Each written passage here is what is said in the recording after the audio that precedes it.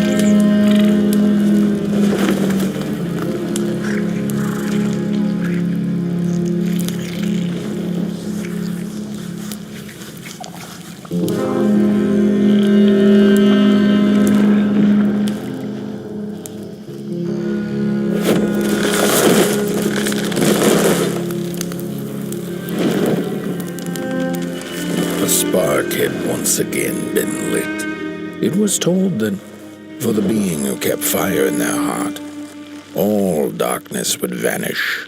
Nevertheless, this long night seemed endless and fraught with perils.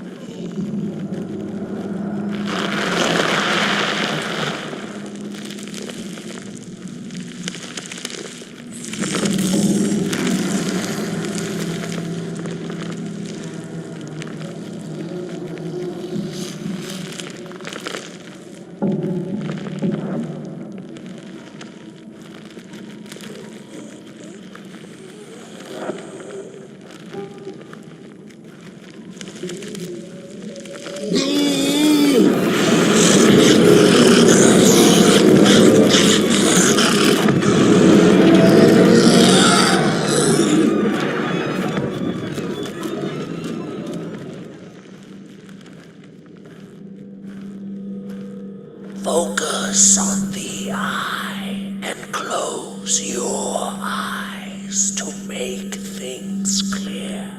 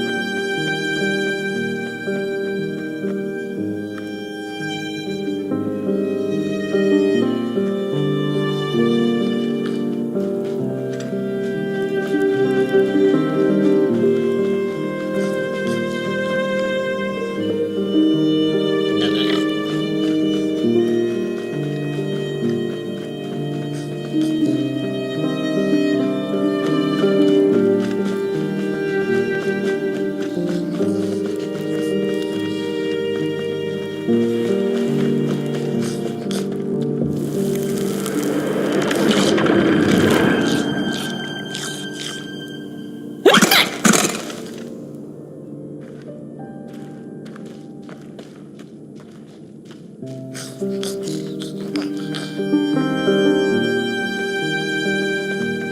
the midst of darkness, lo and behold, a friendship kindled.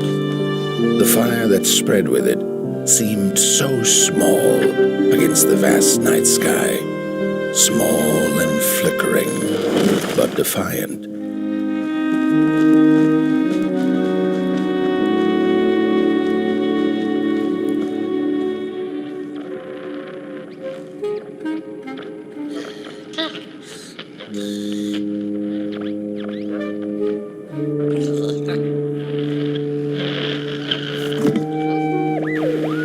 With wire, clay, and fire, the craftsman built the foundations, followed by the trees and the rocks. And after them came little houses for us tiny ones to cower in, for existence was so big, so vast, that without a roof above one's head, one could have fallen straight into the skies. And yet, with all that stuff, they didn't know what to do with us.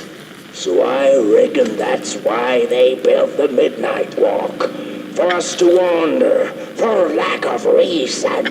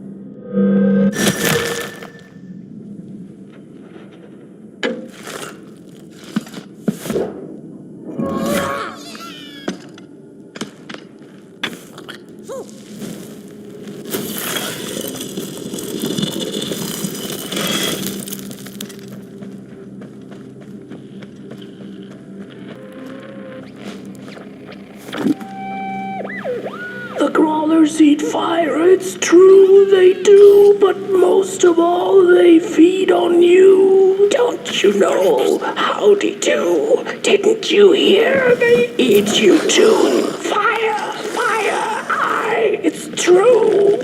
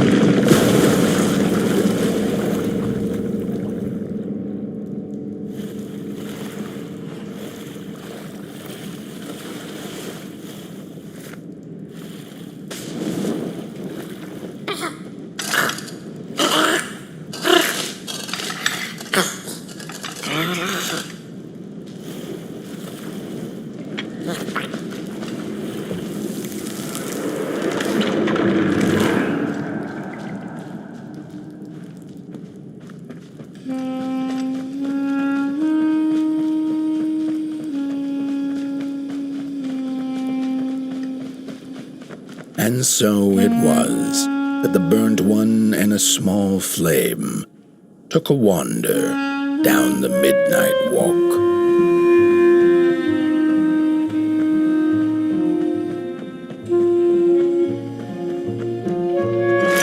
In the closing nights of this era, a wandering flame, how rare, a little pot boy.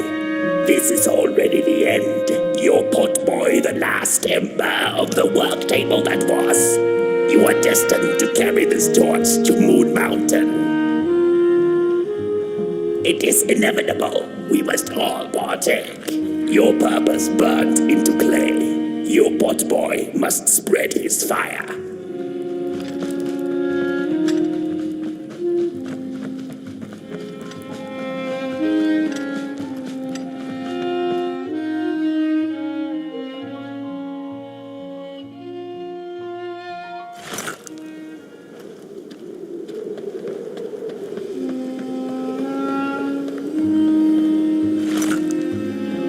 Whether they held or lacked reason, it didn't matter.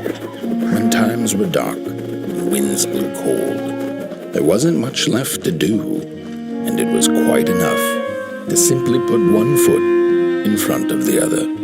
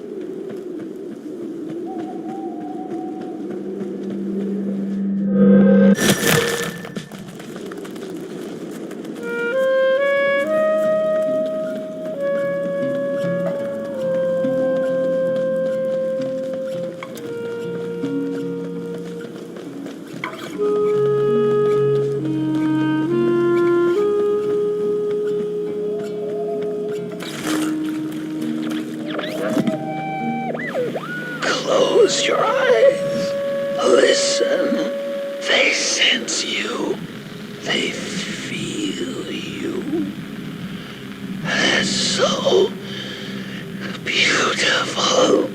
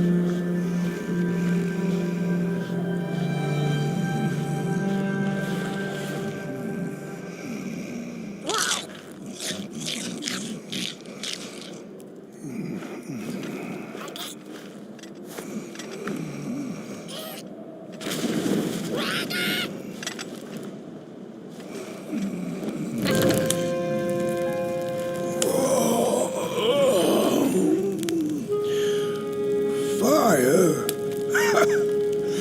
Hey, I'd almost forgotten how it felt. And salutations, burnt one. Fancy meeting one of your kind here. You're the caretaker of this little firecracker? I reckon you must be headed for Moon Mountain. Am I right? Well then, on one hand, it's just a matter of walking down the road. But then on the other, the Midnight Walk has a mind of its own, and a mind to teach its rider a thing or two to boot. So if you are intending to walk the walk, you better... How's he? Didn't see you there. So glad to see you back on the move. And as I told you, it ran away from its owners. It's been waiting for the right passerby ever since it ended up here. Well, heck, don't let me keep y'all. See you down the Midnight Walk, and burnt one. Wherever you end up this long night, keep that fire alive. It's really all that matters. Don't take my word for it.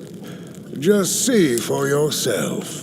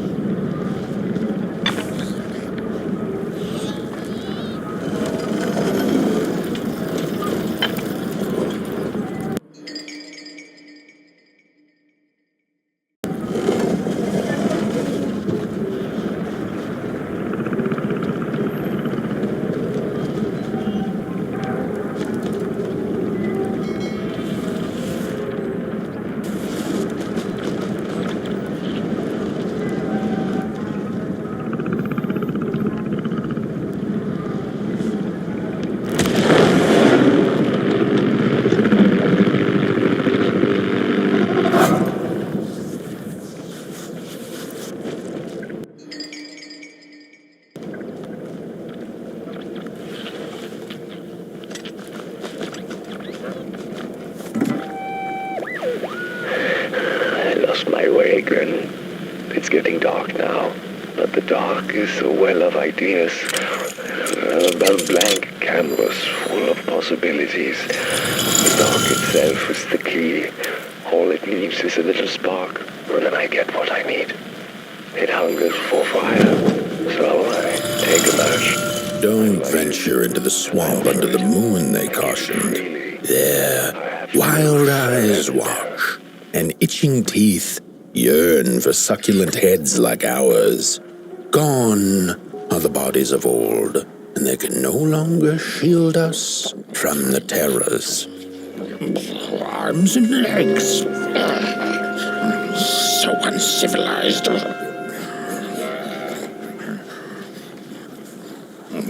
It was foretold. The return of the bodies. What are you looking at?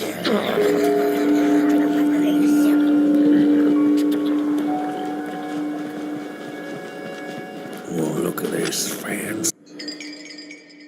No, my stick! Give it back! No! Oh, my stick! My favorite stick!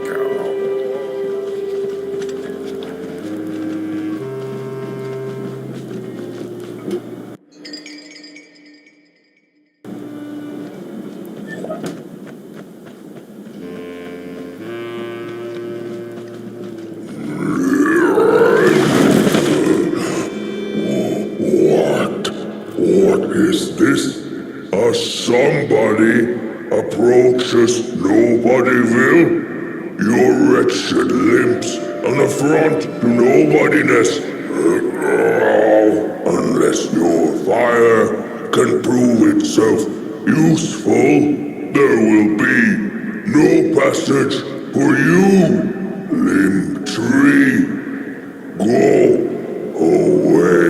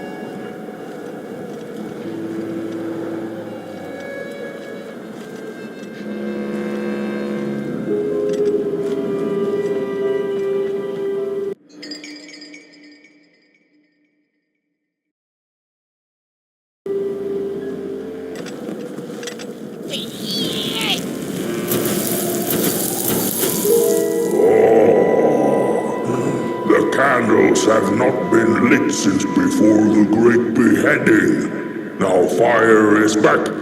Maybe fire can help us with our Molgrim problem. The headmaster will decide. Enter, then.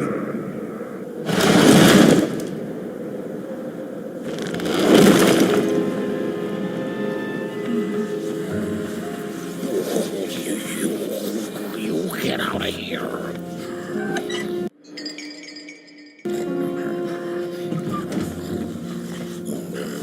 We don't take kindly to somebody's walking around here with 2 feet. Arms and legs. So uncivilized.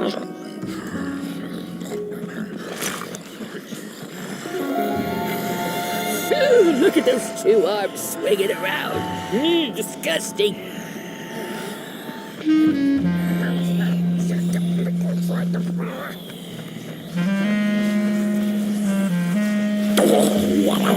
What do you think you're doing here? You can't be here. True fire. We nobodies haven't been graced by its warmth since the bodies were banished. They used fire for war. Yes. Now once more, somebody disturbs our peace and sets fire on things with its tiny fire devil. You must leave at once. Leave or face our...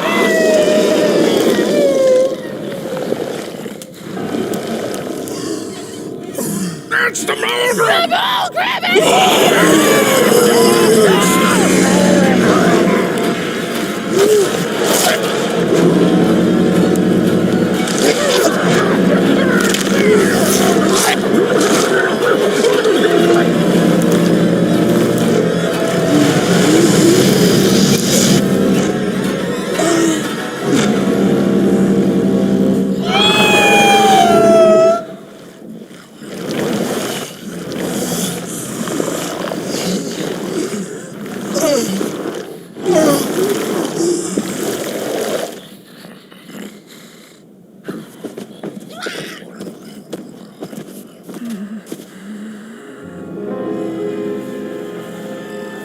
I guess I'm the headmaster now.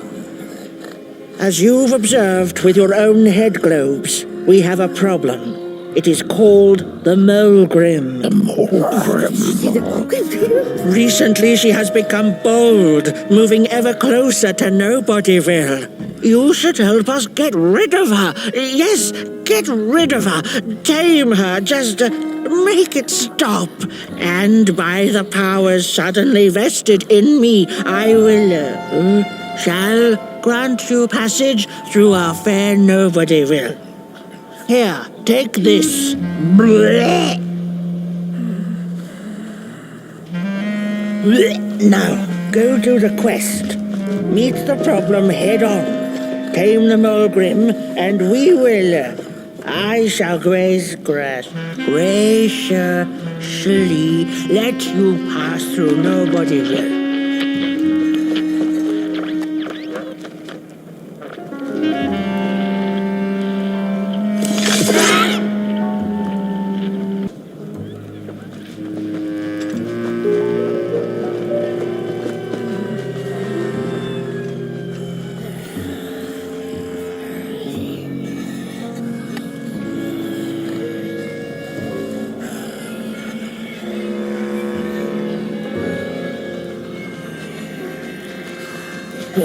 No, without that body of yours, you'd be drop-head gorgeous.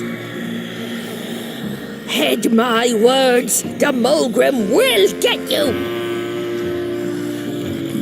Mind over body, yes. The bodies made us do bad things. So we banished them. All bodies are scary. No offense, no.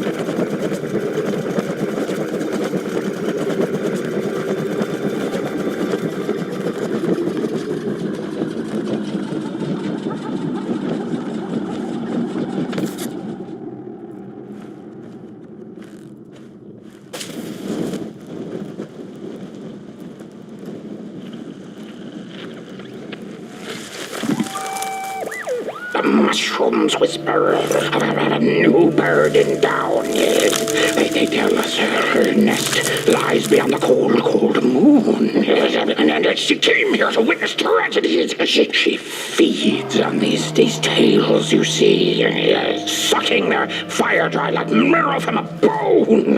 Her eyes are on us now.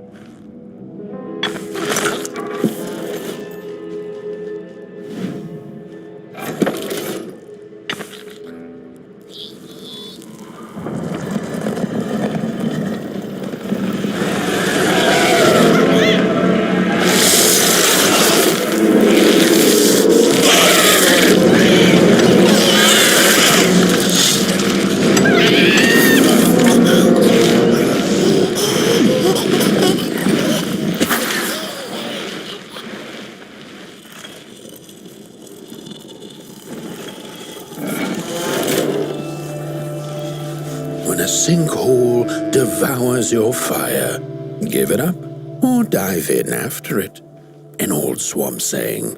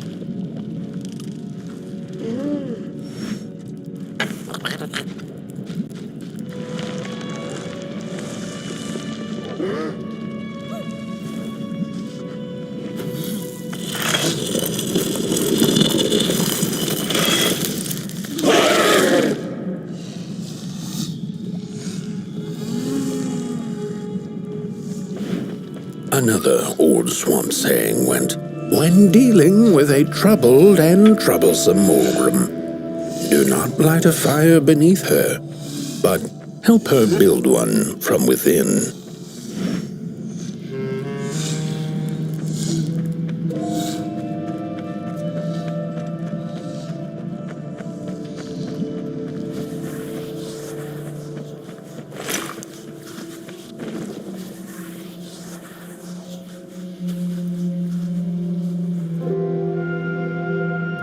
Oh, my neck hearkens the anguished howls of the Molgrim, and the bitter patter of feet. A somebody and its flame, albeit a small one. 'Tis enough, perhaps. The Molgrim's precious shards, they must be returned to her lair, to her cauldron. Only then may the cleansing fire burn.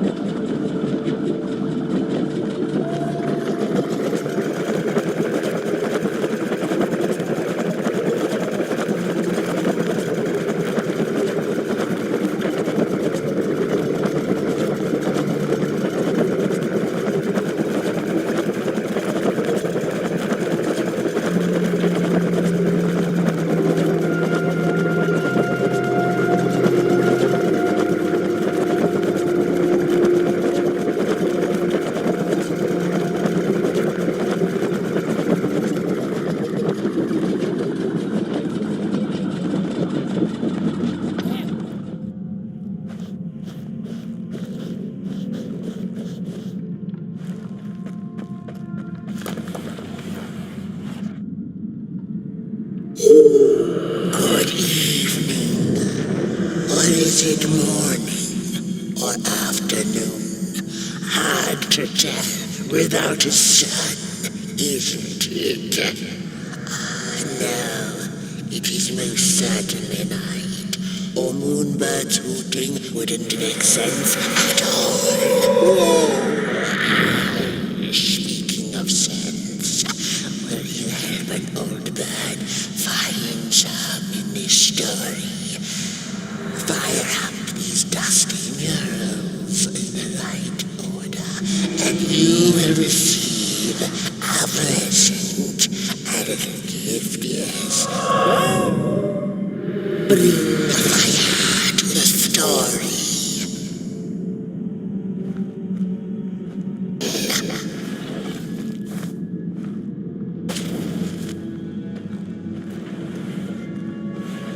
Once upon a time, the Molgrims lived in peace. Peace ended when the violent somebodies invaded the valley. The valley was taken, but then began the Battle of the Bodies. Intriguing. The battle ended with a great, gruesome beheading.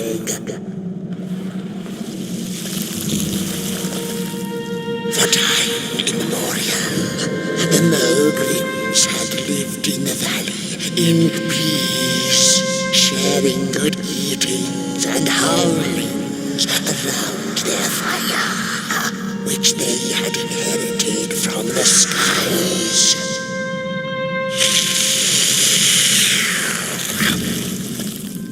Then one terrible night came the violent somebodies.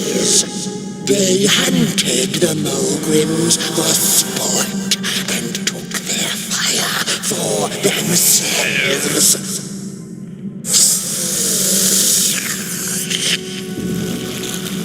But the somebodies knew not what they were dealing with, for as soon as they held the fire in their grubby hands, they began to fight one another with it.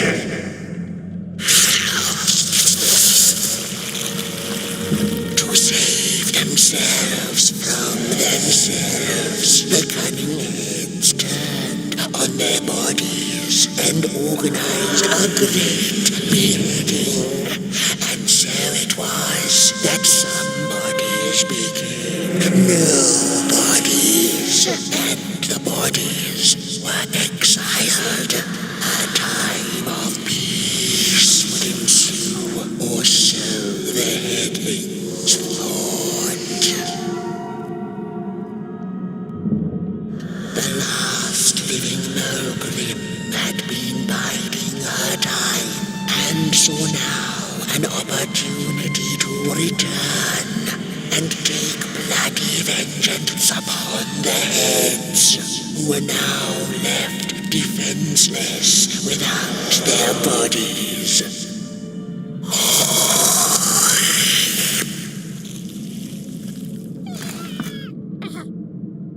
The time of the Molgrim begins anew. A storied meal indeed. Moonbird thanks you for feeding her and proudly upholds the promise. A gift. A shard from the Molgrim's own cauldron. It looked so shiny in the moonlight. Moonbird simply had to take it.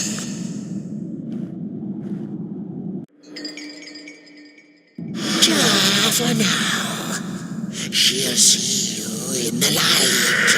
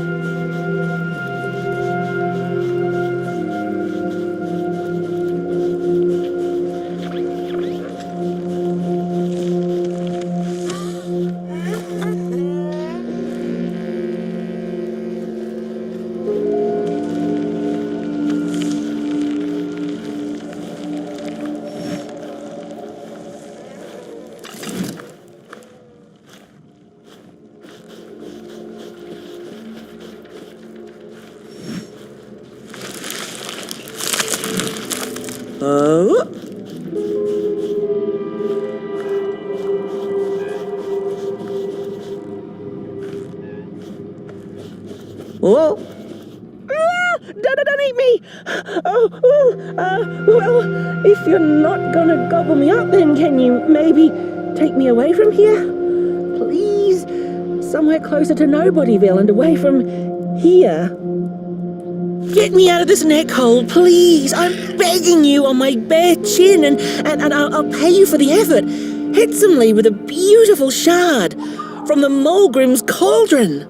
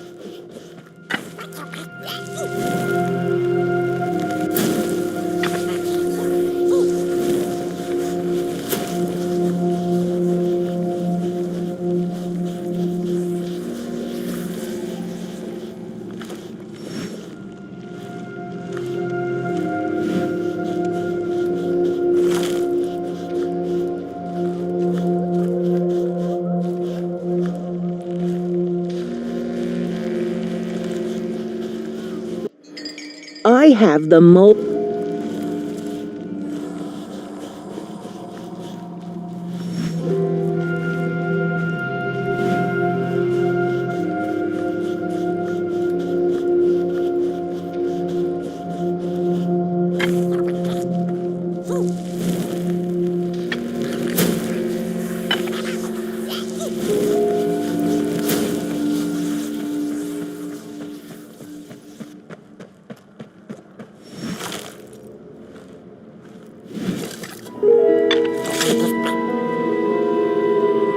Phew, thanks for saving my neck. And I think I have a reward for you. A real treasure. Blech.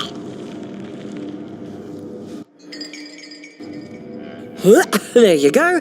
One of the 3 missing shards from the Molgrim's cauldron. Yeah, I stole it. Oh, I thought I could maybe buy me some kind of ticket away from, well, everything.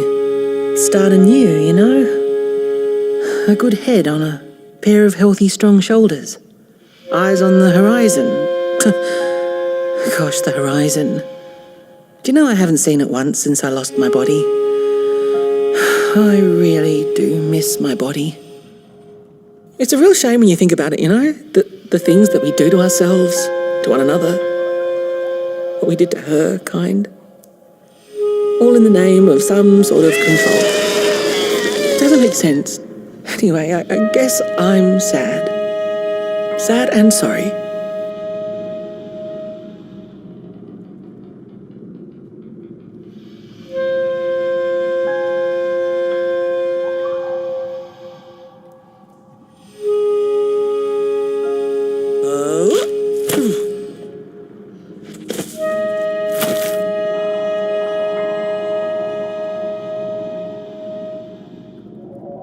Hey, thanks. You're a great listener. You know that? Just take care of that shard now. Maybe put it back where it belongs. And yeah. Goodbye.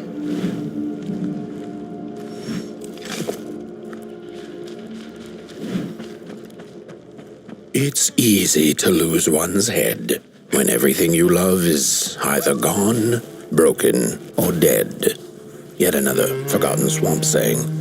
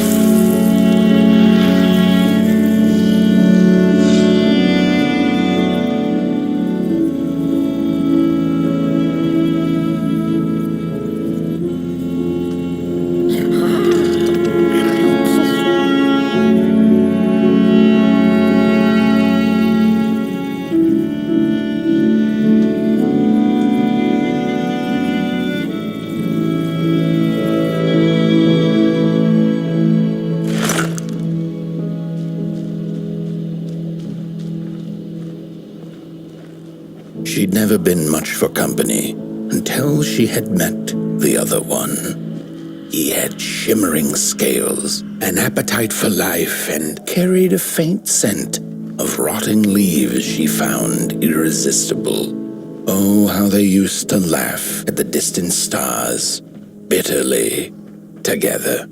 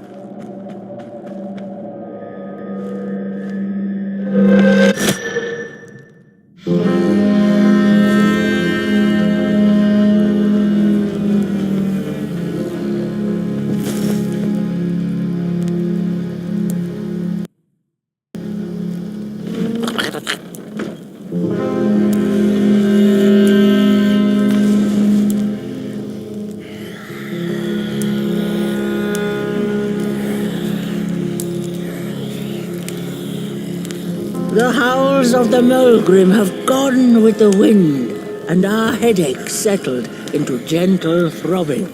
Thank you, somebody, for you have not only graciously saved our necks, but also demonstrated the value of brain mass and heart blob working together.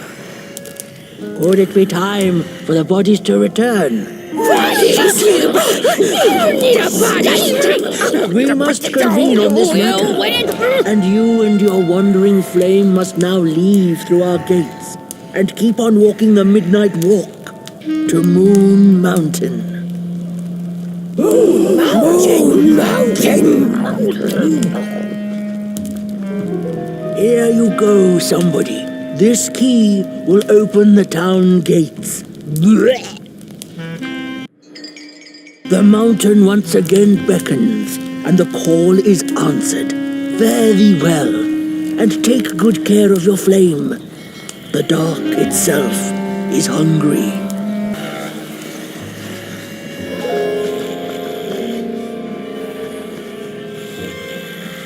I think this body business will be good for us heads in the long run. The bodies might be returning heads on now.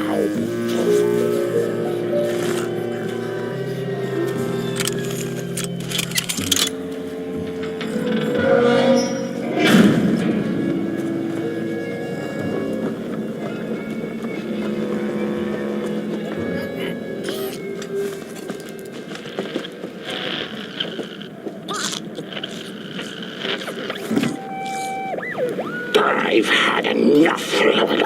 First it was the big Molgrim hunt, and then they forced us out into that make-a-forgiven swamp. I hate hiking, and then when we had nothing left to hunt, we started fighting each other, and then Mr. Mayor gets this grand idea that we should chop our own heads off and banish our bodies.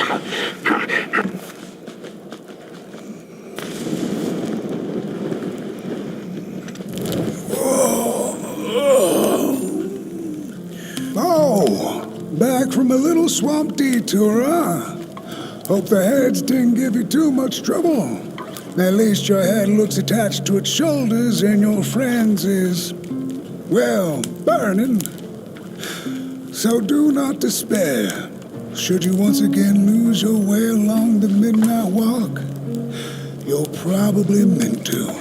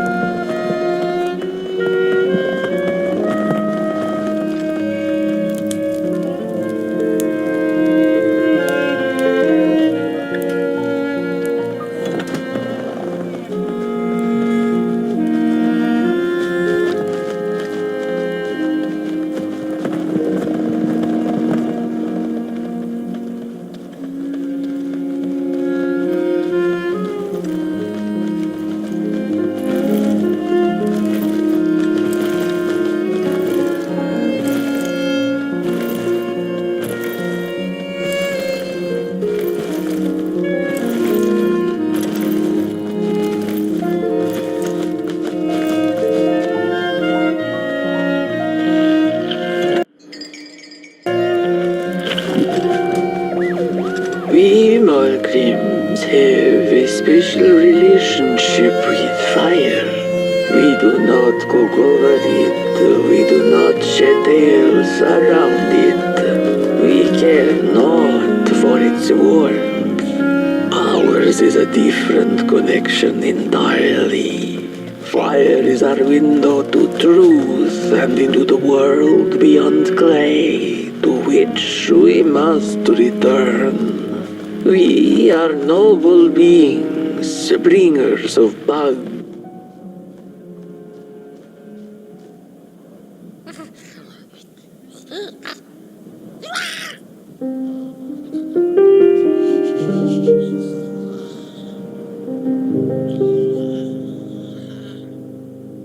To end us, for they seek to end themselves.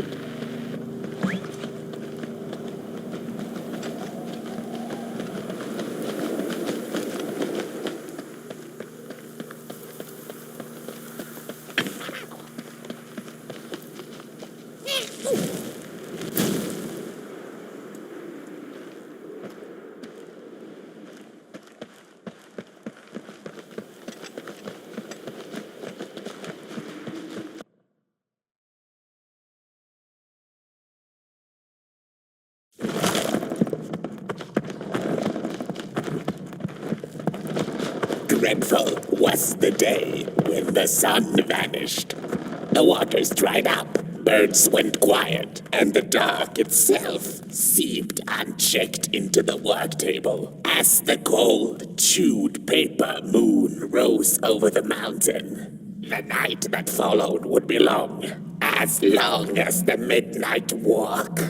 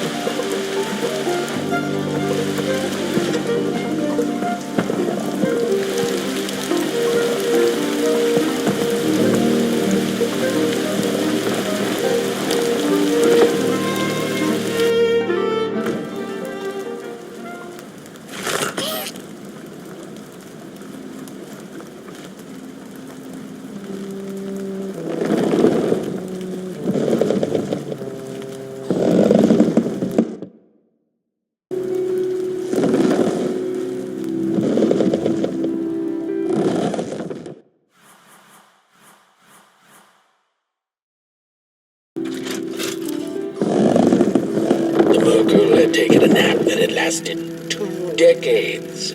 Now that counts as oversleeping even by Merkel standards. She had awoken anxiously this time, feeling misplaced and confused. The confusion grew further into panic when she was greeted not by the sun's life-giving caress, but once again by the silently mocking night sky.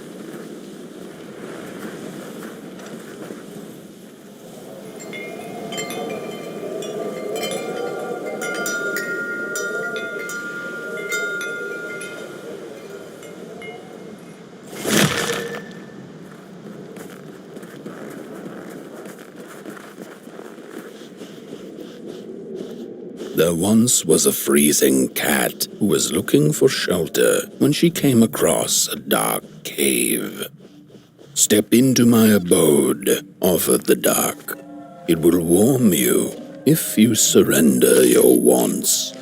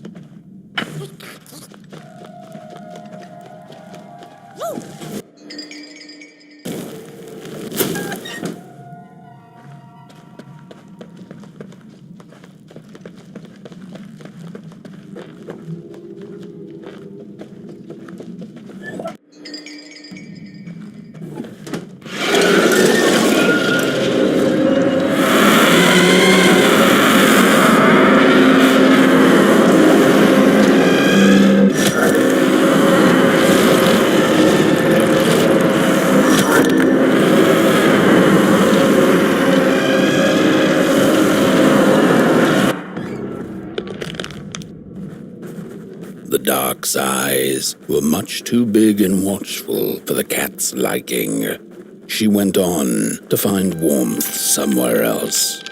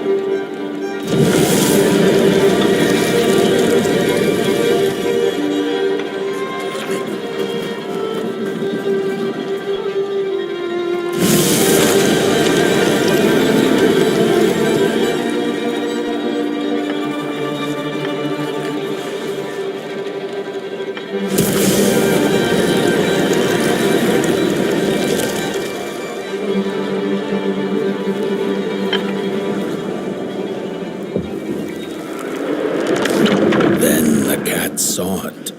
Rooftops piercing the sky. Approaching the town, she was greeted by a crone. Come, kitty, kitty, you must be tired. Sit in my lap. Share your soft fur, and I shall warm you for a spell.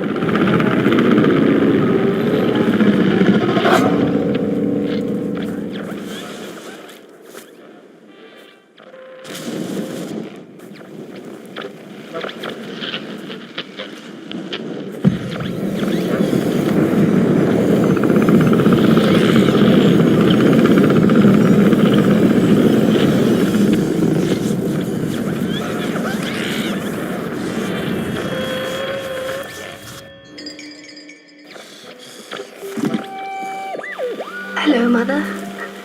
The well said to give it a match, so you and I could talk again. I hope this works, because that was my last one, and well,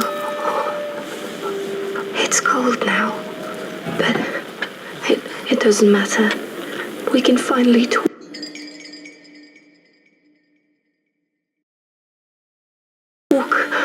after everything.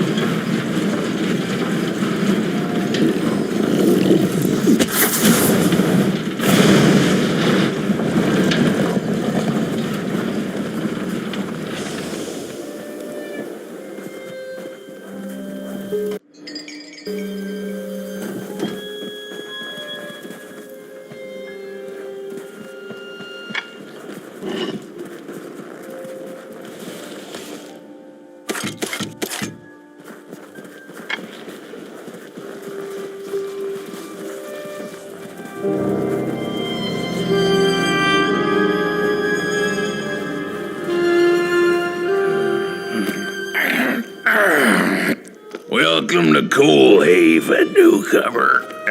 Good to see a flame in these parts again. I'll be your guide tonight. This furnace here used to run on coal and fire, don't you know?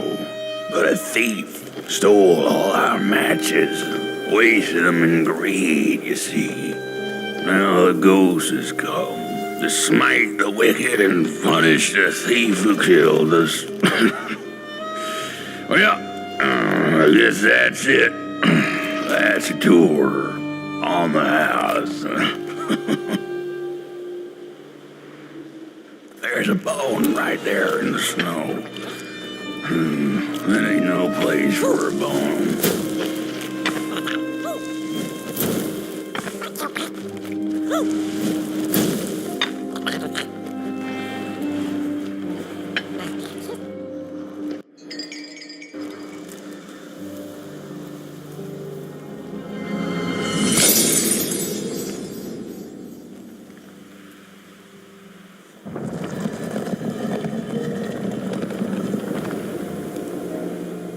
Oh, do you feel that? Something's changing. That furnace was the soul of the city. We used to worship it, us coal miners did. Fed it trees and fire like it was a hungry, angry god. This broken body's going nowhere. Where yours is. The cat didn't like the crone's crude pettings. Her hands tugged at her fur. Now, rest still, the crone said, as she pulled out a crooked knife. The cat was quick and escaped just in time.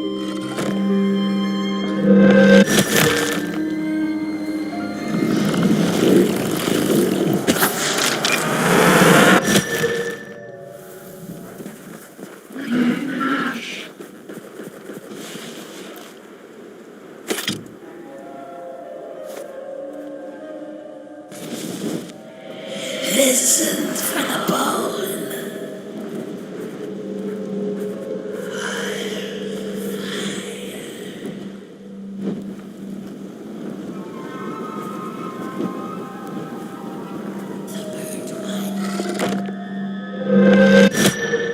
Listen.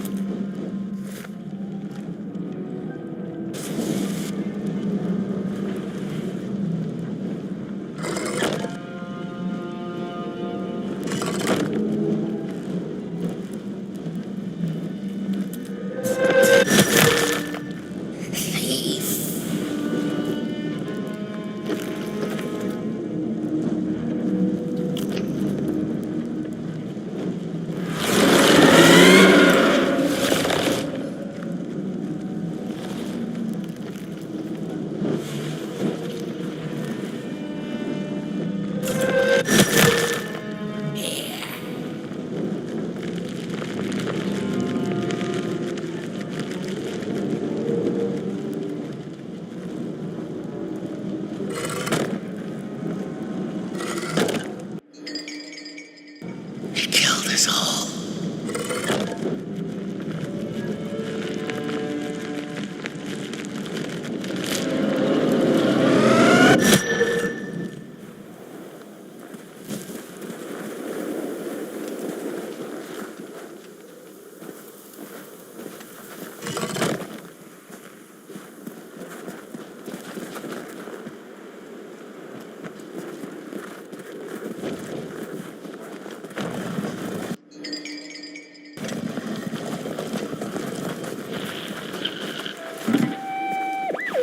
Hello, Mother.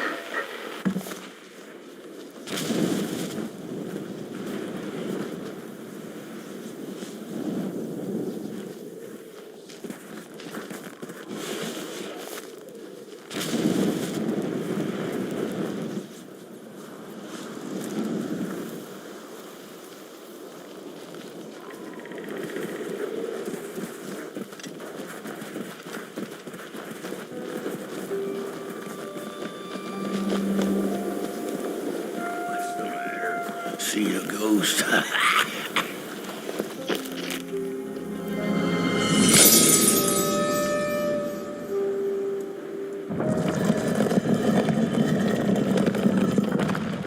The thief loved the stars. Would have plucked them out of the sky if it were possible.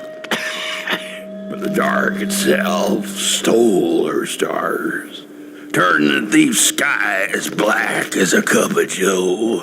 And so the thief began to steal matches and lit them, hundreds of them, like little stars of her own.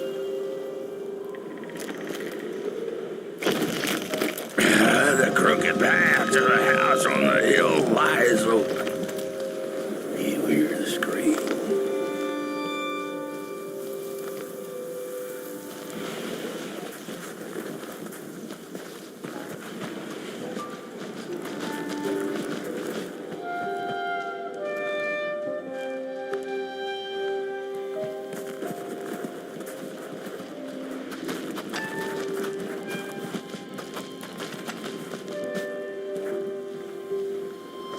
Wherever she sought warmth, it had a price.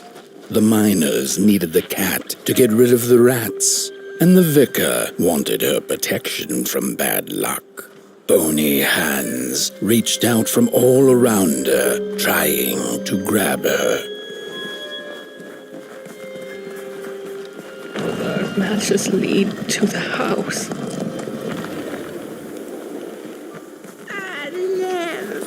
We're running out of matches. The furnace is dead.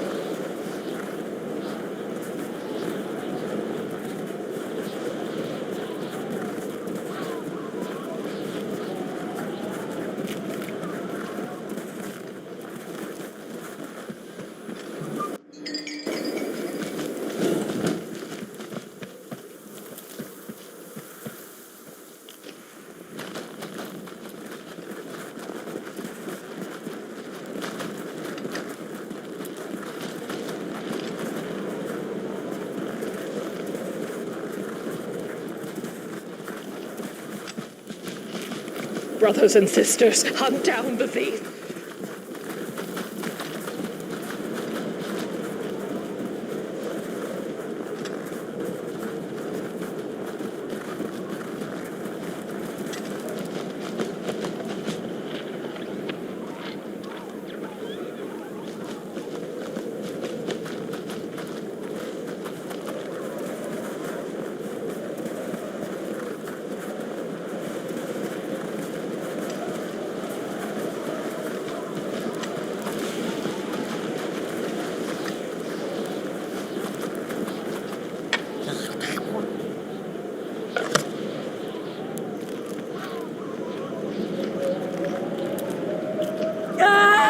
It burns! It burns!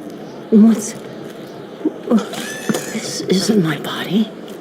The fire, did we snuff it out? Where's... Did I save them?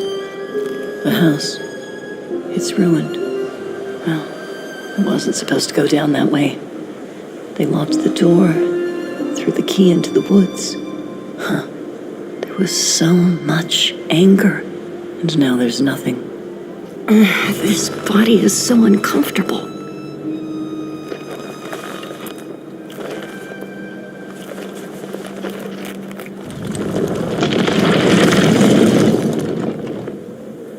While I was in the black, I had a dream. There was a monster in the woods with our door key.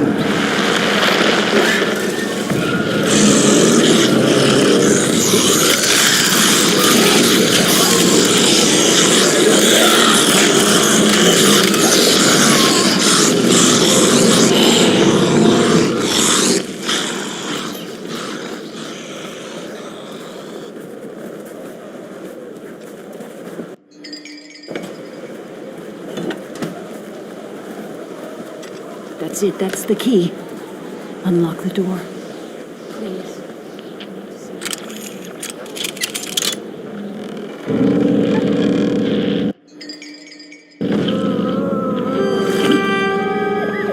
Furnace is getting weak. Council says we're running out of matches. We'll have to harvest more trees then. I don't like it. Losing the forest. The cat felt as if the walls around her were growing taller, the alleyways narrowing. Turning a corner, she bumped into a girl sitting in the snow. In her bony little hands, a lit match. "What do you think of my star?" the girl asked. "Isn't it pretty?" The crooked path to the house on the hill lies open.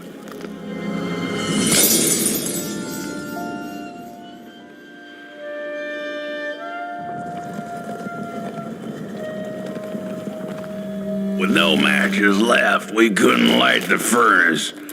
And the thief paid a terrible price for her burning greed. As the furnace died, one by one, so did we. But before we perished, the dark itself moved into our hollow husk, turning us cold and wicked. If I had a heart, I'd feel great shame for what we did. I'd feel great shame for what we did. The old man feels it too. Should have been long dead with the rest. He just wasn't ready to go. At least he has a reason for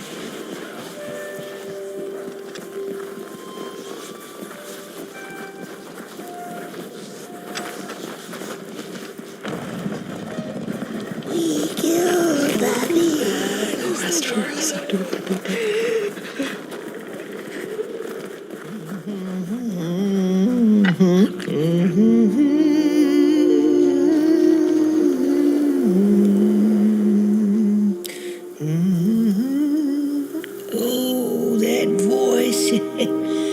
What I wouldn't give to hear her sing again. Those sweet, sweet tunes like fallen leaves of the trees that were. Such a waste. Such a shame. I wish I could hear her sing again. Just once. Just once. Oh, I know she stole from us. I know what she did to our town.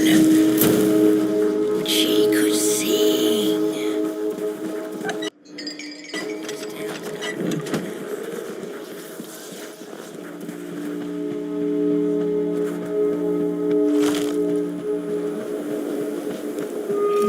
I ask, pray, beg for silence of the dead. But what does darkness give? A singing head. All of them dead like us, yes. But the song, it lingers.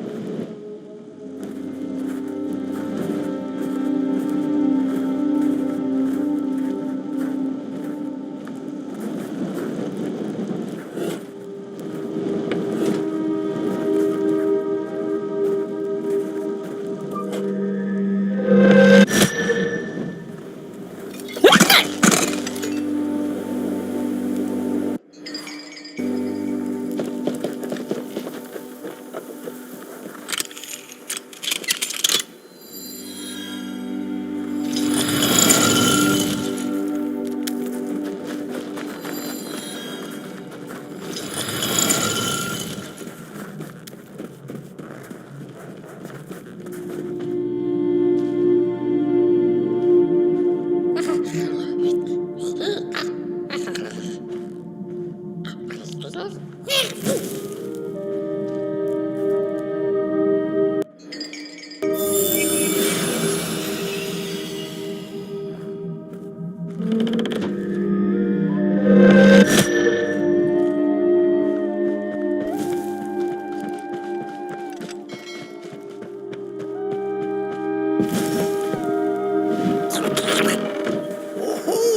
burnt one, little flame.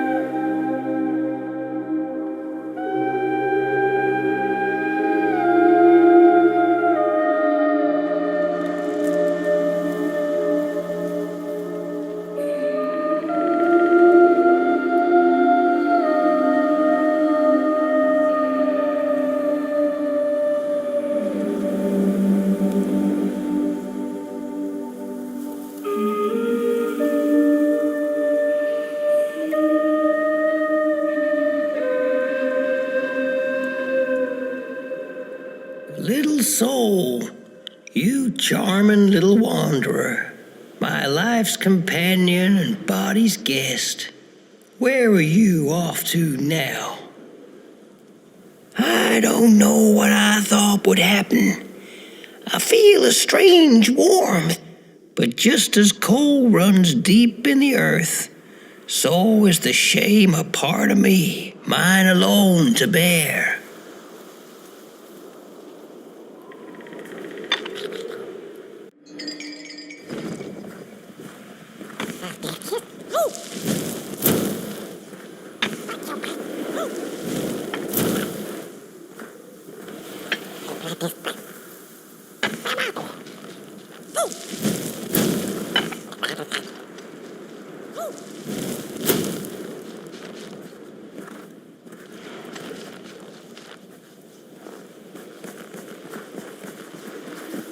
The girl offered her burning match, her last star, but the cat could tell she needed it all for herself. Grateful for her unconditional kindness, the cat left her to her ghosts.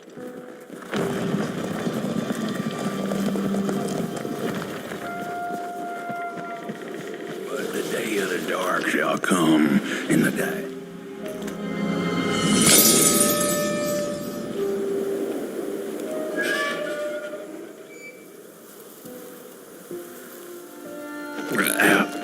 The door to the flame is open. It's already there. You just haven't lit it yet. Now, if you don't mind, a little spark. And just maybe we'll be able to die for real this time. In life, I didn't mind a little loneliness, but this is the worst. The furnace longs to burn once more.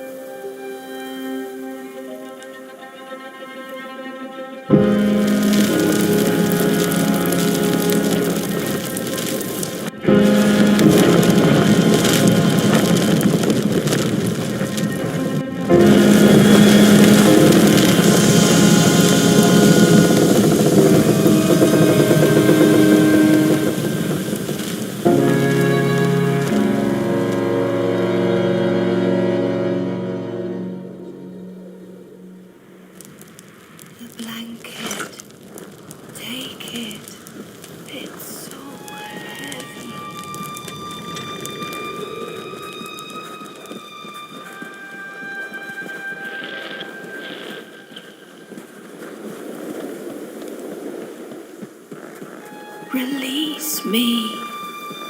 Light the match. The match. Light it. Please. One last star. Light the match. The match. Light it. Please. One last star. Light the match. The match. Thank you.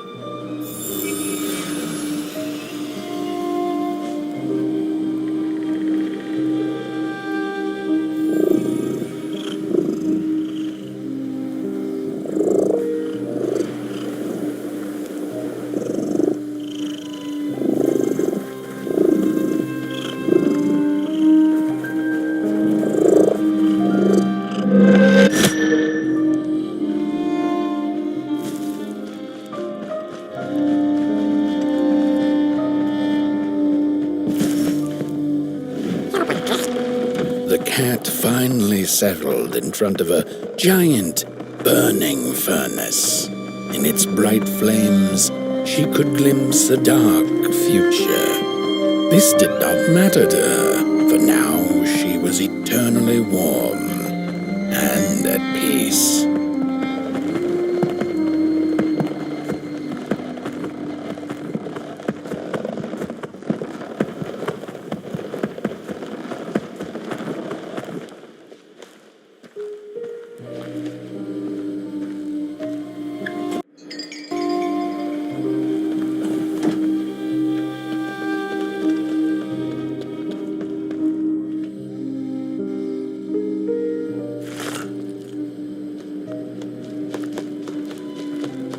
The flame burns still, and the fire has spread along the walk. The cold takes its toll, and Butt Boy's flame flickers. But it is still enough for the climb to Moon Mountain, to light the final fire. The road always leads to Moon Mountain.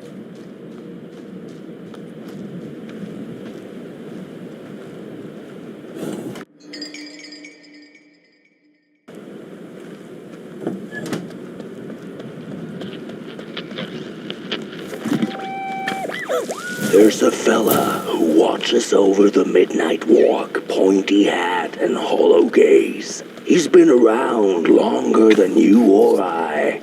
Some say he was one of the first sculptures to have breath. Some say he's not from around here, but from another maker's work table entirely. Some say he's seen what lies beyond Moon Mountain. But I just think he's lost like the rest of us, and he's waiting for the right one to come along.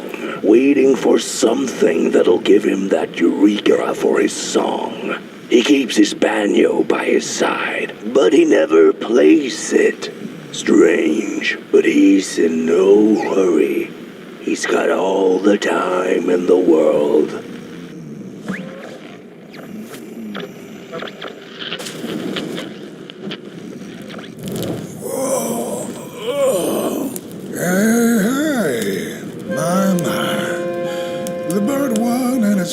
Approaches. The road's been long, hasn't it? And it just keeps on going, don't it?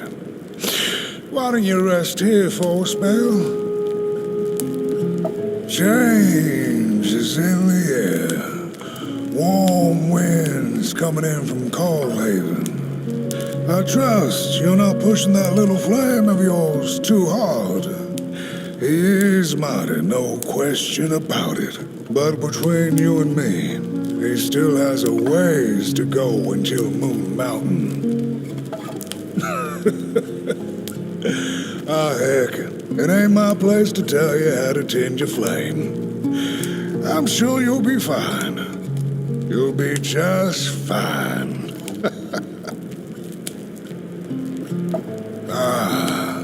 To feel at home wherever you walk. How's it? What a friend to have on the road, huh? Now, There's an open door invitation, if I've ever seen one. Go on in then. Get some rest.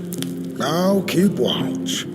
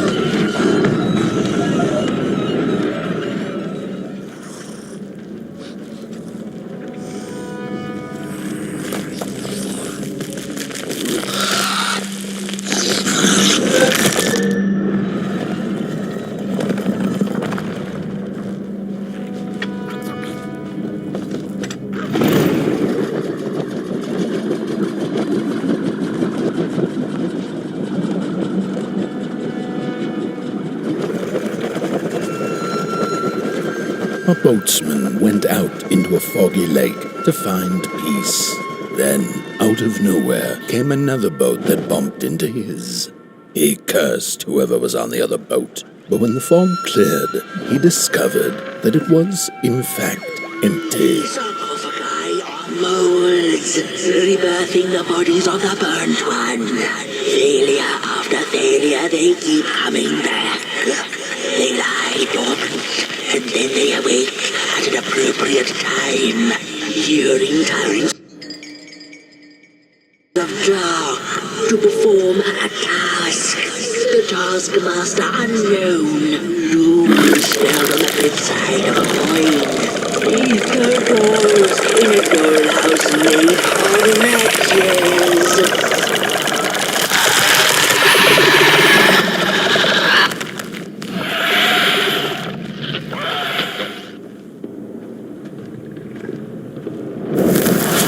What's a story without a little adversity?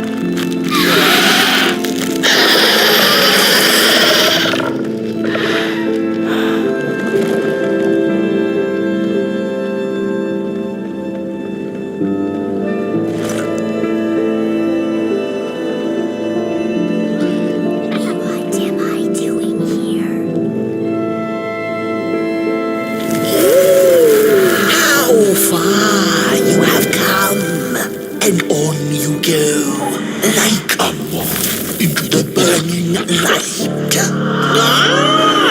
But behold, a craftsman, one of the first beings ever to wander the grave. Like you, his heart is ashen, barren, yet ripe for tasty stories.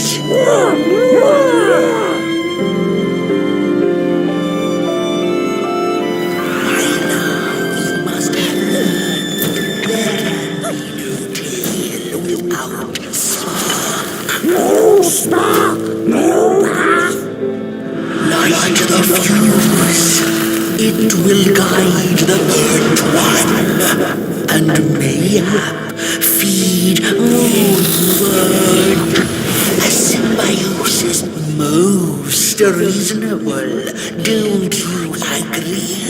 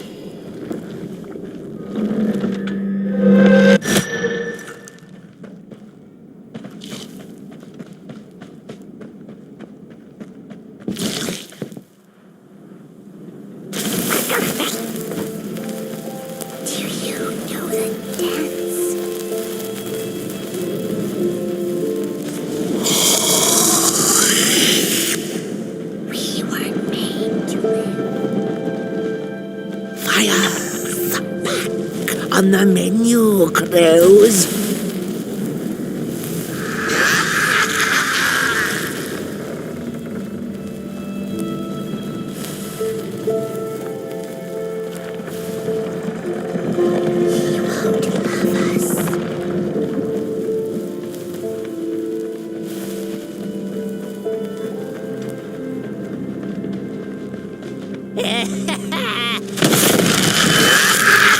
I see you. Not a crawl closer, Moonbird. Avoid your 3D gaze. The moving pictures are not for you.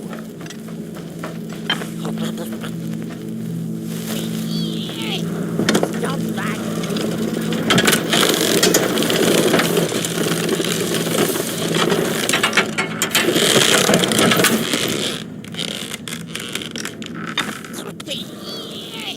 What are you doing back there?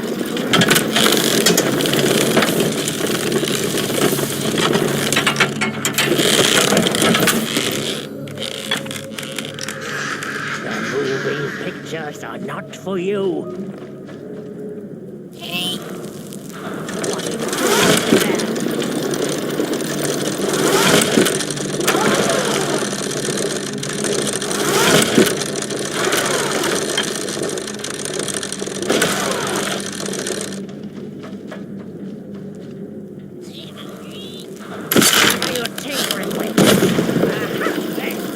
One and two and three.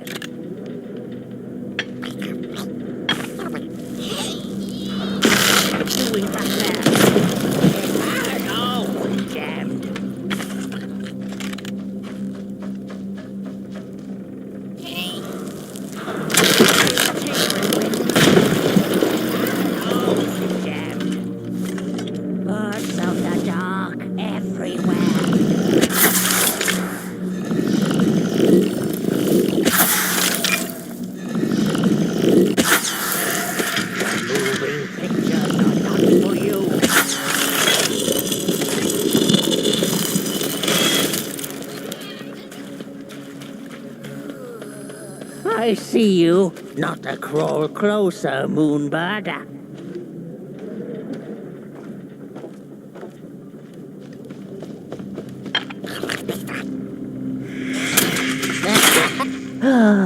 The pictures. They are moving again. Forbidden. It is forbidden. It is forbidden. No talking in the theater, fools.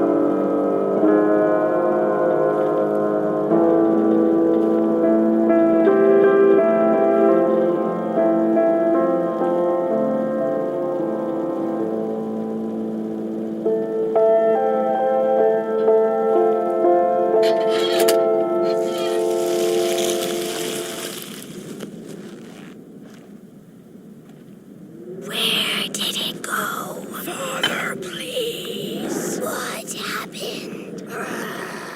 More stories. Stories. How I cherish them.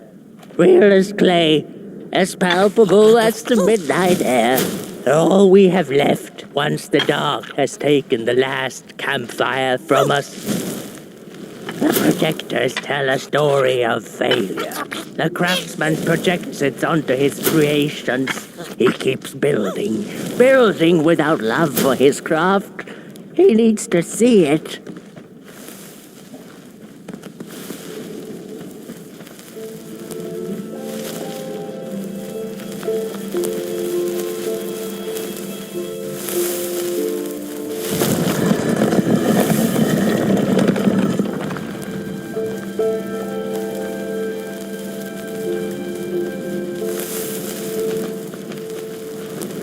The potter, stuck in the sinking clay in which he had dug so greedily, spoke his final verse.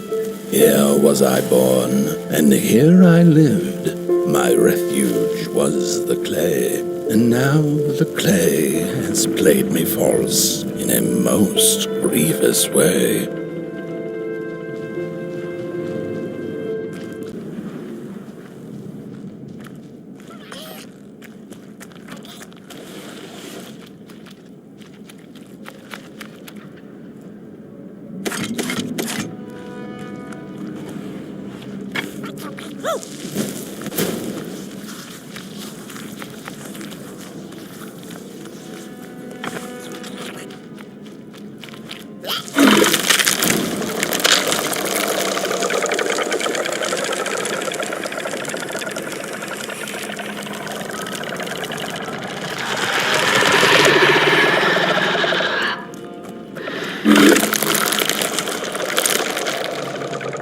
Three blind explorers discovered a sleeping beast Each of them touched it and described it to one another. "Its skin is coarse," said one. "No, its ears are big," exclaimed another. "The teeth are its most prominent feature," declared the third. Who was right or wrong mattered little, as the beast awoke and ate them all.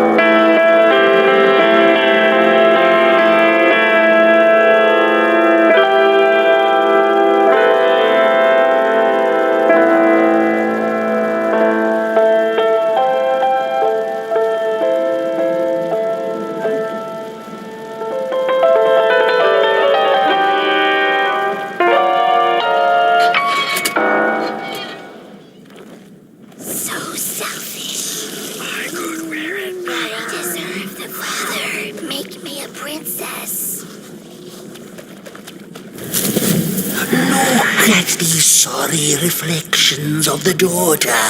None of them will ever dance, ever feel the warmth of their maker's heart.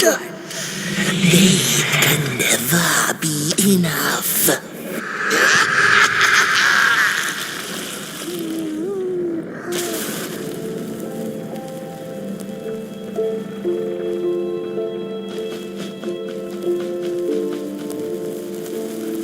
After years of searching for her son, the weaver was convinced she had lost him to the dark. One night, there came a knock upon the door. "It's your son," said a voice. "Please let me in." Thinking this was some cruel spirit come to mock her grief, she remained silent until her son gave up and left, never to return again.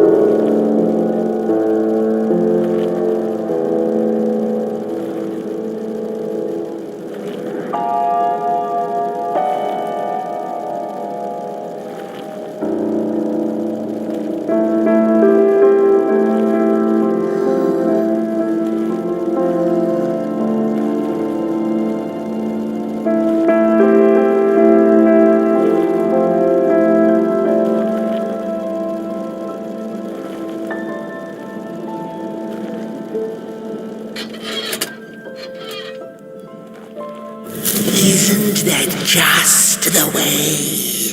The father hoped the daughter would fill his heart with fire, failing to see that she needed a fire of her own.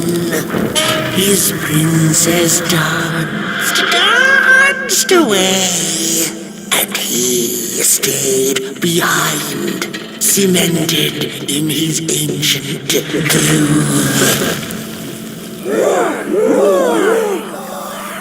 The heart is a bottomless pit, never sated, always craving for more.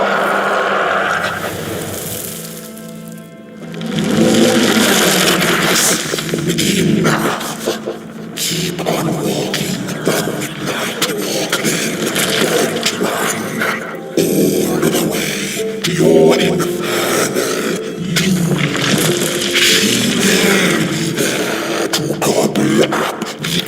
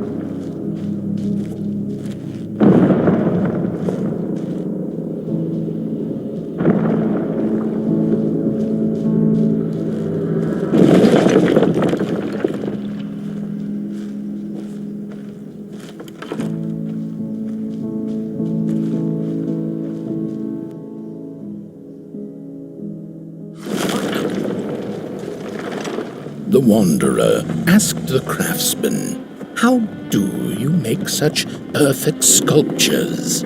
To which he replied, "Oh, there's nothing to it, really. I go into the dark woods. I find the sculpture already waiting inside a tree. And then it's just a matter of carving it out."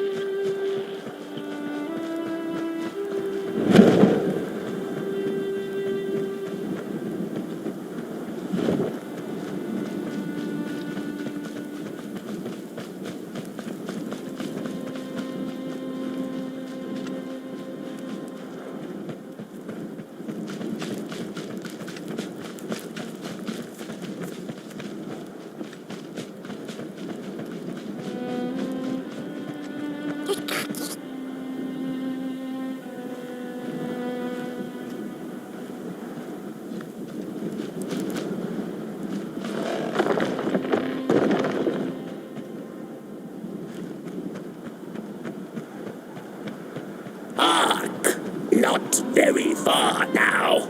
Not very far. The flame longs to be free. Caged, it cannot truly burn. How beautiful. How tantalizing.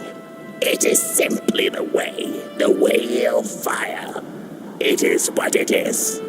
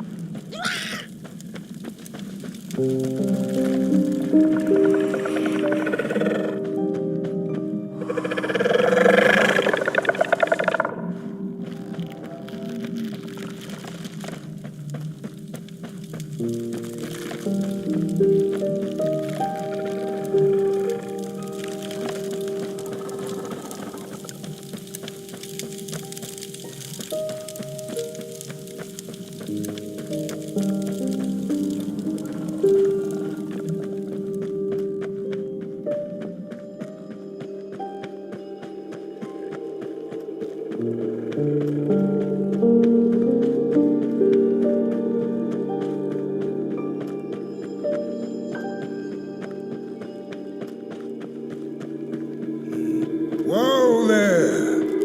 You look like you're about to move a mountain. That's what I get for trying to get in the way of a flame and its destination. Let him walk his walk. Ain't nothing gonna stop him now, looks like. Fare thee well now, bird one. You're going to Moon Mountain, and that walk is for you alone. You have a tough decision ahead of you to make, just like the ones who came before. But they're all long gone. In the end, all there's left to follow is your own heart.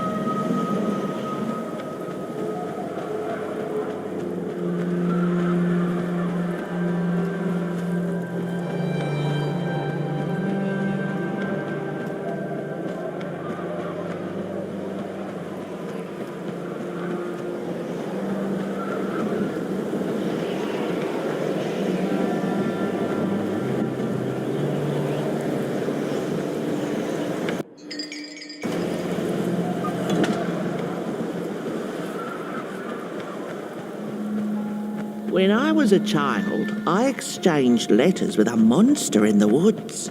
We were best pals, and we shared all our secrets with each other. One day, my sister told me that the monster wasn't real, that she'd written me all those letters, to play a joke on me. But the joke's on her, because I knew the truth about the monster in the woods, and we exchanged letters to this day. Oi, you the caretaker of this little fireball? What were you thinking, letting him run off? Don't you know how precious he is? Oh, yes you are. A real sunbeam. Who took the sun away? We Merkles used to ask until it finally ceased to matter. Night skies like these, trouble seems so far away, doesn't it? I mean, isn't this just... exactly my point. I used to be afraid of the dark. So much so that I became obsessed with these huge electric lamps left behind by the craftsmen of old. Couldn't pry myself away from them. I'd sleep outdoors and under their blinding radiance. One day I woke up to the noise of quivering planks and nails. And would you believe it was my own house leaving me? It had gotten so restless it grew a pair of legs, took a name and went on a hike. Housey was its name, bless its soul. Houses have no imagination. But I bet it had a grander adventure than I could ever imagine.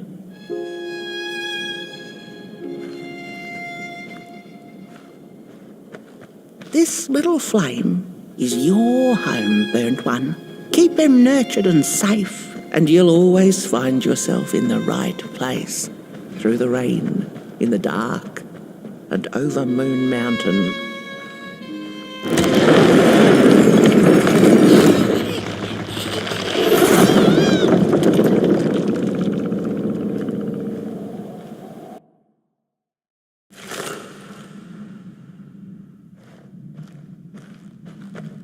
What is the dark?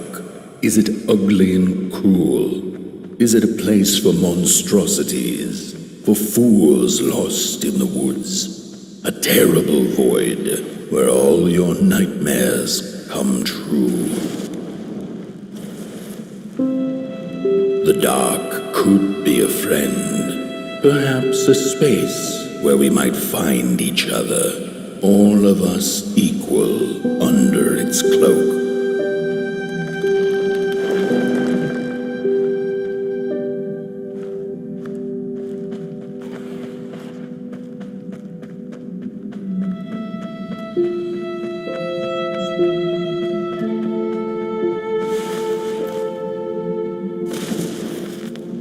The dark could be an embrace and the release of the old, like taking off a tight shoe, laying bare one's feet, and taking a first step onto a new adventure.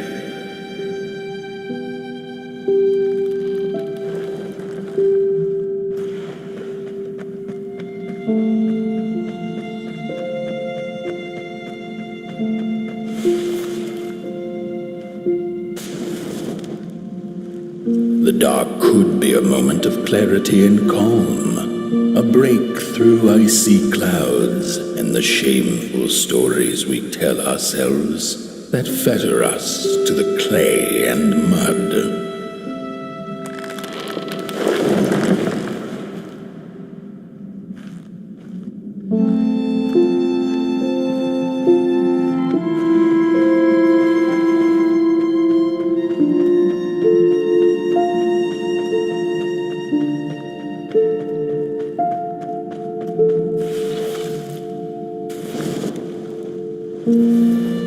The dark could be the space and time that we need to recover from the death of a dream and the quiet promise of new beginnings waiting on the other side of grief.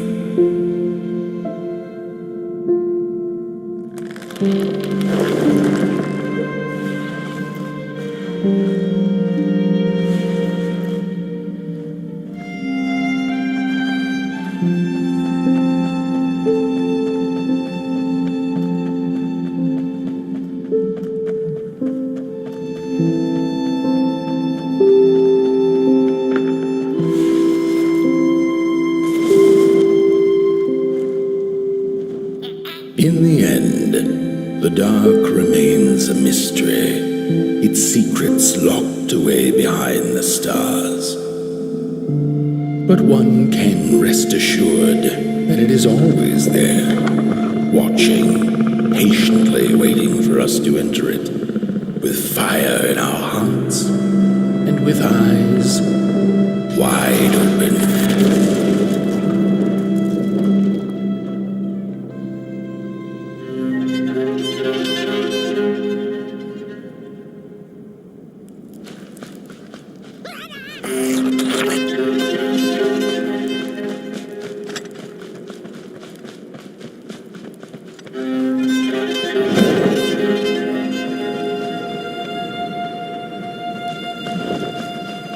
You've arrived. Hark! Your fire is dying, but the last embers will light the final fireplace and send your pot boy home. Can you do what you must? Naturally, you must. It is destined, and you will be loved and forgotten.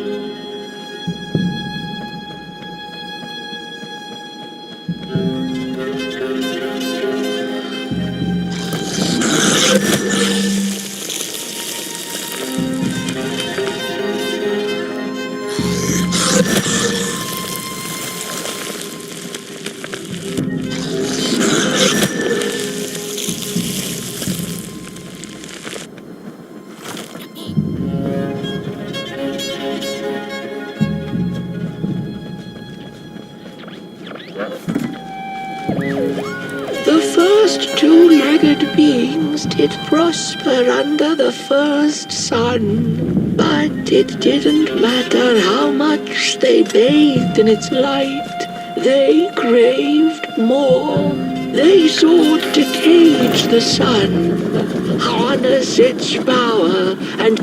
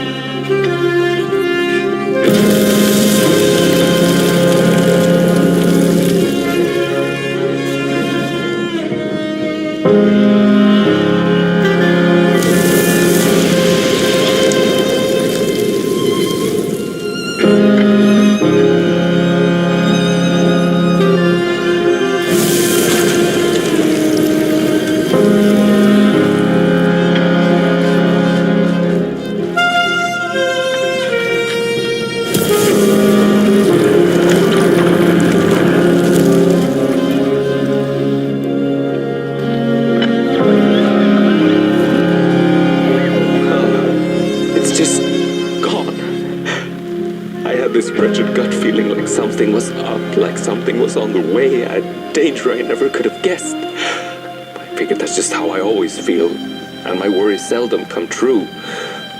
And now here I am, and I have been for some time now, and it just won't come back. I'm thinking, while I had it, I didn't know what to do with it, how to care for it, enjoy it. But if I had it again tonight, I'd probably waste it all over again.